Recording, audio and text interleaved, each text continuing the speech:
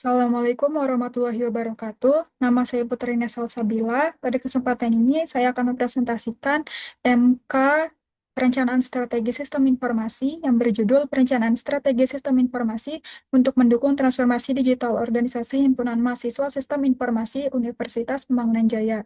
Nah, di sini saya tidak sendiri, saya bersama teman-teman kelompok saya. Nah, untuk membahas lebih lanjut, mari kita ke bab 1, pendahuluan bagian latar belakang. Nah, mengapa kami memutuskan untuk mengembangkan proyek ini?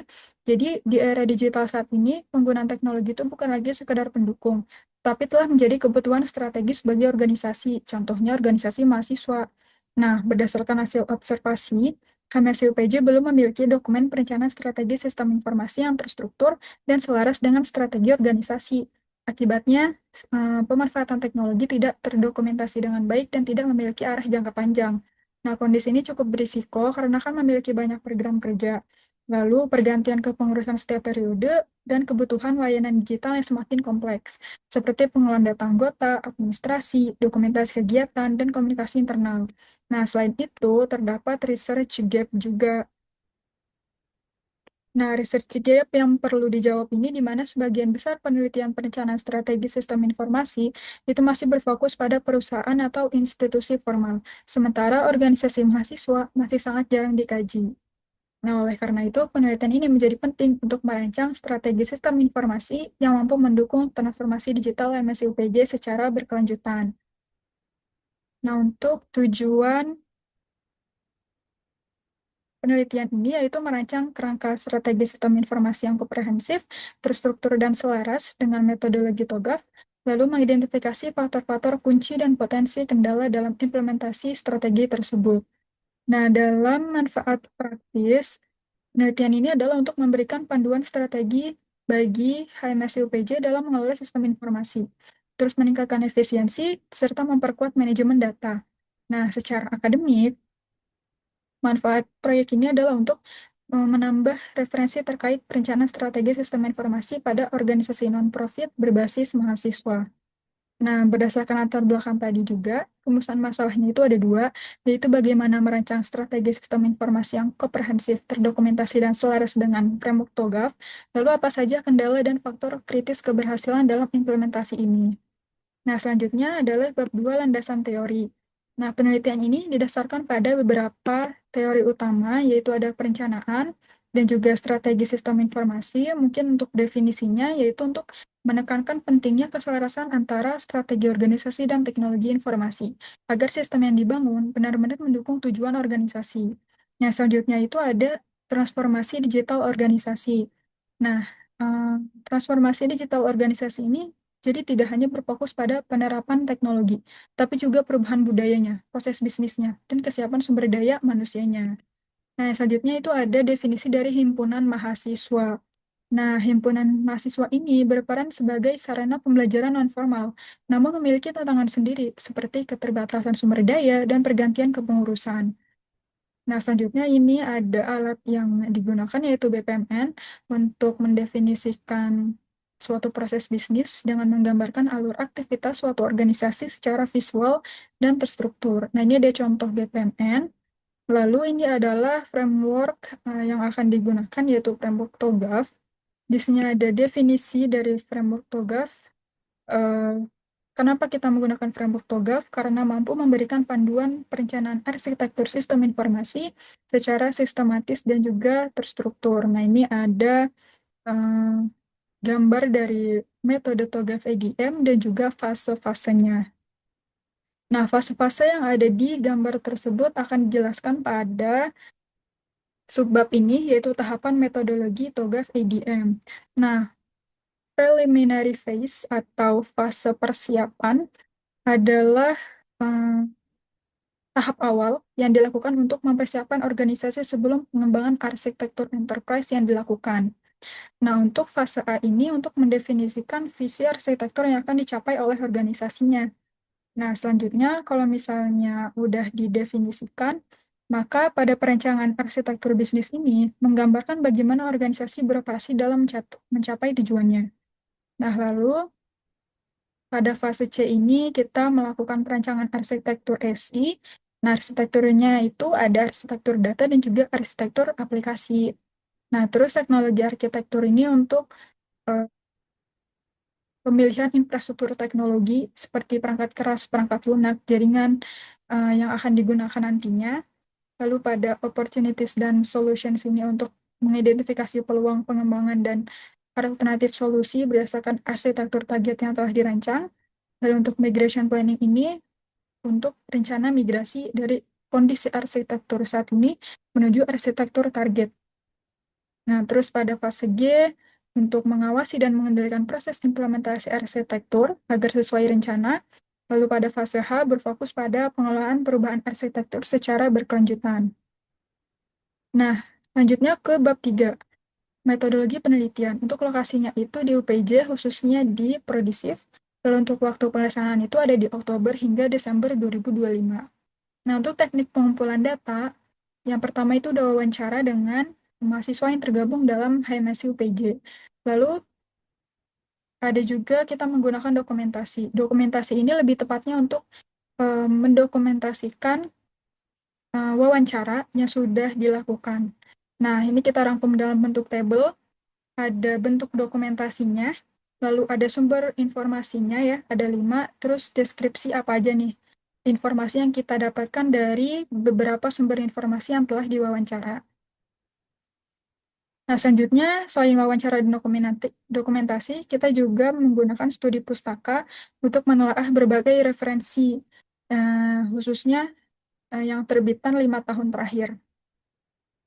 Nah, pada metodologi ini, kita yang pertama itu mendefinisikan karakteristik Hemasif dulu, yang mana HMS UPJ ini adalah organisasi kemahasiswaan berbasis akademik dan pengembangan soft skill.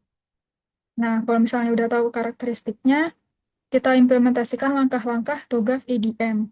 Nah, pada fase persiapan ini, aktivitas yang telah kita lakukan, kita rangkum dalam tabel ini. Contohnya yaitu identifikasi batasan aktivitas organisasi MSUPJ. Nah, setelah aktivitas ini dilakukan, hasil yang kita peroleh adalah ruang lingkup penelitian sistem informasinya. Jadi, setelah kita tahu ruang lingkupnya, penelitian itu nggak kemana-mana, cukup di ruang lingkup itu aja. Nah, selanjutnya, fase A, di mana pada fase A ini juga kita rangkum dalam tabel 3.3, yang mana aktivitas penelitian yang telah kita lakukan itu dalam aspek identifikasi masalah. Kita telah melakukan wawancara dan observasi proses organisasi. Nah, hasil yang kita peroleh adalah daftar permasalahan sistem informasi. Nah, sebagai hasil dari fase A ini disusun solusi digital tingkat tinggi atau high level solution yang menggambarkan rancangan umum SI yang akan dikembangkan. Nah, pada fase B, bisnis arsitektur ini, eh, kita rangkum juga dalam bentuk tabel yang mana kita mengetahui proses bisnis yang ada di HMS UPJ. Terus dalam setiap proses bisnis itu terdapat aktivitas utama. Terus dalam aktivitas tersebut tentunya terdapat aktor yang terlibatkan. Nah, dari situ kita dapat mengetahui output yang seharusnya dibenahi, yaitu misalnya data anggota yang telah terkelola. Seperti itu. Nah, terus pada fase C ini, seperti yang sudah disebutkan, yaitu outputnya berupa rancangan arsitektur data. Nah, kita sudah mengetahui jenis data yang diperlukan, yaitu ada 5, ada data anggota, data kepengurusan, data kegiatan, data program kerja, dan dokumentasinya. Nah, di sini juga udah ada deskripsi dari setiap data dan siapa sih aktor pengelolanya. Nah, untuk rancangan arsitektur aplikasi, itu kita rangkum dalam tabel ini yang mana kita mengetahui modul-modul yang dibutuhkan. Nah, modulnya itu ada 5, terus fungsi utama modulnya sebagai berikut, dan juga pengguna dari modul tersebut. Nah, pada fase D ini, rancangan arsitektur teknologi, yang mana segala teknologi yang akan kita gunakan, yang mana itu ada server berbasis cloud, terus ada database terpusat, platform komunikasi internal, sistem keamanan, layanan kolaborasi digital. Nah, untuk fase E, kita mengidentifikasi peluang dan solusi digital, yang mana kebutuhan organisasi seperti pengelolaan anggota, peluang teknologinya itu sistem terpusat, solusi yang diusulkan modul keanggotaan, prioritasnya tinggi. Nah, setelah kita definisikan pada tabel ini, kita dapat yang namanya peta jalan atau roadmap transformasi digital HMSI UPJ. Nah, untuk jangka pendek, terdapat fokus pengembangannya itu modul inti, modul anggota dan kegiatan aja. Nah, untuk target waktunya itu di periode awal. Nah, untuk fase F, perencanaan imigrasi untuk tahap 1 itu di awal periode, tahap 2 di tengah periode, tahap 3 di akhir periode, tahap 4 itu untuk berkelanjutan. Nah, untuk fase G, implementation governance, yang pertama itu perlu dibentuknya pembentukan tim, output yang diharapkan struktur tim, terus pengawasan proyek, outputnya laporan pelaksanaan, penyusunan SOP, outputnya dokumen SOP, terus dokumentasi perubahan, outputnya arsip perubahan. Nah, untuk fase H, ini untuk arsitektur change management, mekanisme manajemen perubahan arsitektur untuk kegiatan tinjauan tahunan itu, pelaksananya pengurus inti, outputnya itu laporan evaluasi, dan yang lainnya. Nah, untuk bab 4, hasil dan pembahasan, hasil penerapan langkah-langkah metodologi TOGA VDM pada fase persiapan telah dianalisis kondisi organisasinya, struktur organisasi, pengolahan TI, arsitektur, keputusan arsitektur, dan prinsip arsitektur, lalu ditemukan hasil temuan yang harus diperbaiki. Nah, dalam fase A, diperoleh rumusan visi transformasi digital MSI UPJ yang selaras dengan permasalahan organisasi yang sudah ada di sini. Lalu didefinisikan juga modul-modul yang dibutuhkan. Lalu pada fase B, kita terdapat hasil yaitu tersusunnya pemodelan proses bisnis HMSI UPJ dalam kondisi existing dan target. Nah, dalam fase proses bisnis arsitektur ini juga kita menggunakan UML dan di sini ada use case diagram dari sistem yang mana ada 2 aktor dan berikut adalah kegiatan-kegiatan yang bersinggungan dengan sistem. Nah, dalam information system arsitektur telah didapat 2 komponen utama yaitu arsitektur data dan arsitektur aplikasi. Terus pada fase D, fokus utama kami untuk merancang kebutuhan infrastruktur teknologinya untuk mendukung informasi terintegrasi dengan HMSI UPJ. Nah, terdapat gap analysis juga dari teknologi saat ini sama target arsitektur eh, yang menunjukkan perbedaan signifikan dari sisi kesiapan infrastrukturnya. Nah, untuk fase E, solusi yang dikembangkan adalah dengan memperhatikan batasan-batasan sumber daya yang dimiliki oleh organisasi mahasiswa, termasuk anggaran, keterampilan teknis, dan kesinambungan pengurusan. Nah, untuk fase F, migration planning, untuk perpindahan dari keadaan sistem saat ini ke arsitektur yang telah ditentukan, sebagaimana yang telah dianalisis di bab 3, tidak dapat dilaksanakan secara langsung, karena adanya keterbatasan, tetapi dilakukan secara bertahap. Nah, untuk implementation governance ini, telah dioperasikan sistem informasi tetap konsisten dengan rancangan arsitektur yang telah ditentukan. Nah, untuk fase H, berdasarkan hasil analisis, salah satu isu utama pada organisasi mahasiswa adalah tidak berkelanjutannya sistem atau program yang telah dibangun oleh kepengurusan sebelumnya. Makanya fase H ini penting untuk memastikan keberlangsungan sistem informasi dalam jangka panjang. Nah, setelah dilakukan fase-fase tersebut dalam TOGA VDM, dilakukanlah pengukuran. Nah, pengukuran tersebut dilakukan dengan EA scorecard. Nah, hasilnya diringkas dalam tabel berikut.